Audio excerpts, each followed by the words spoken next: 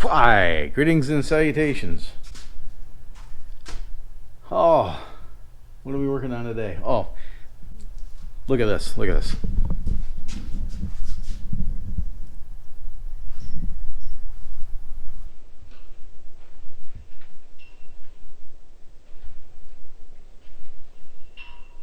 It's a little cleaner, right? And then you look on this side of the garage and it's just a cluster, eh? I'm working on thinning out the hoard here and separating the scrap. I've got a load of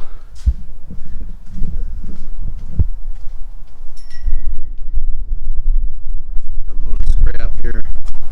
There's a lot more to go. Got my old farm tractor out here. It's for sale, $1,500. It runs, but it needs a wiring harness and some little bits here and there, and it's a little bit sun faded now. But interested, drop me a line in the comment section and maybe we'll talk. But I got a whole bunch of stuff here that I'm thinking about just taking down to the swap meet here in a week or two and seeing if I could offload some of it. And whatever I don't offload is going to the scrapyard. Yeah. And for those of you who've been asking, what about the bus? It's still there, ain't going nowhere. I don't know if you know this or not, but the summers here are just unbearable. You know, it's like when I lived in Michigan, you spent 3 months of the year indoors as much as you could. You know, 3 months between January, February, March. And then out here, you spend 3 months indoors, June, July, and August. And in September, hopefully the weather breaks at some point. And over the weekend, the weather broke and it cooled down. And we had a front come through, and I mean, it was to most of you, this is going to sound ridiculous, but it was down in the upper 90s. And I tell you what, when it gets down to like 95 and it's been 105, that 10 degrees makes a difference. I'm trying something new now. I'm actually planning my days. So today I'm going to work the dually project, tomorrow's bus. Do some work on the bus tomorrow. And then Wednesday, I think I'm going to work on the dart, something on the dart. And then Thursday I need to go through some shit in the trailer. And you know, I'm just scheduling my time now so that I don't kind of just come out here and go, okay, I'm just overwhelmed. This is where we left off on the dually. Okay, so then I got my neighbor to come over to help me bleed this clutch, and we dicked around with it for a while, and the best that we could do was just get enough to get the clutch to build enough pressure to push the throwout bearing against the fingers on the clutch, and then you could feel the pedal just go away. You know, you build up a little bit of pressure and you just feel that pressure bleed off. Nothing was leaking, so I took everything back off, brought it here on the bench, and the first thing I did was take apart the slave cylinder, and everything looked good on the slave cylinder. Nothing was leaking on the slave cylinder when it was on the truck, but I took it apart anyway and I checked it, and everything seemed to be fine. I pressure tested it on the bench and it wouldn't bleed off, so I ruled that out. So the only other moving part is the master cylinder. Now both of these parts are new. For the life of me, I can't remember where I bought this. I know I bought the slave cylinder on eBay, but I think I bought this at O'Reilly's. Before I take it back, I'm going to pull the little C-clip here and pull it apart to see if there's anything wrong internally. And then I'm going to take it back to O'Reilly's and see if they'll warranty it. Not much to it. There's a spring, a piston that goes in there like this, 2 rubber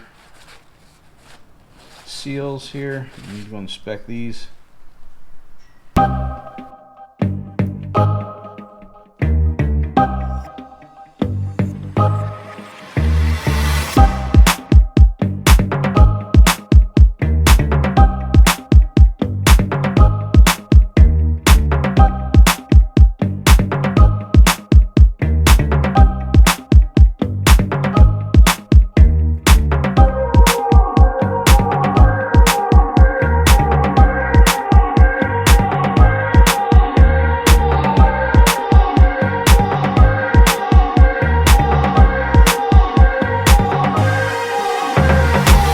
can't see anything wrong with this.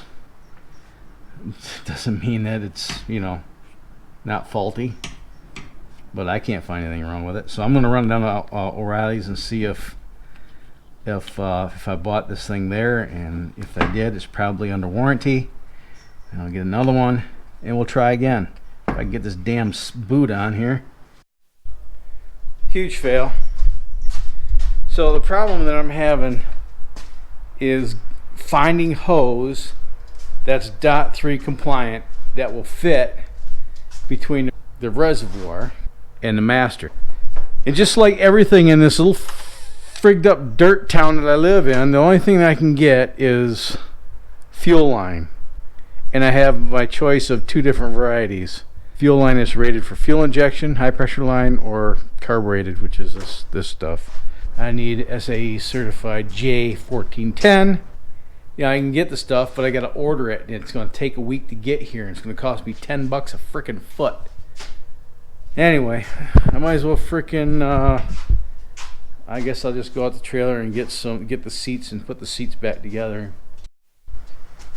And there's the problem as of late. You know, everything is just a struggle.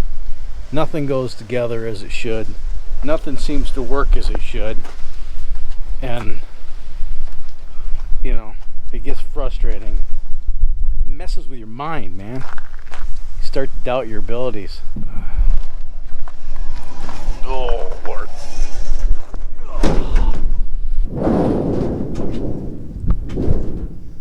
Later.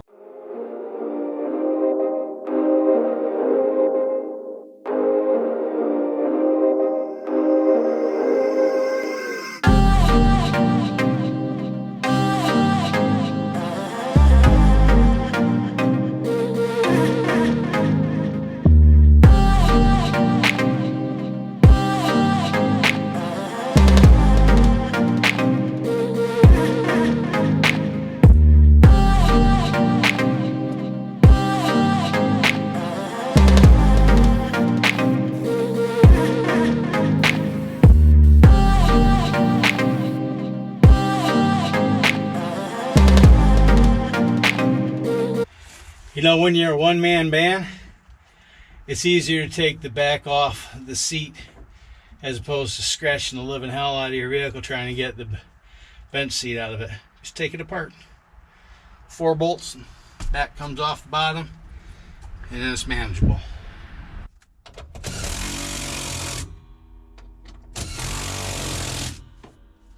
Ta-da! I took these seats apart a long time ago because I thought I was going to recover these, and eventually I will. Right, for right now, I'll just get some cheap Mexican blanket type covers and cover these up.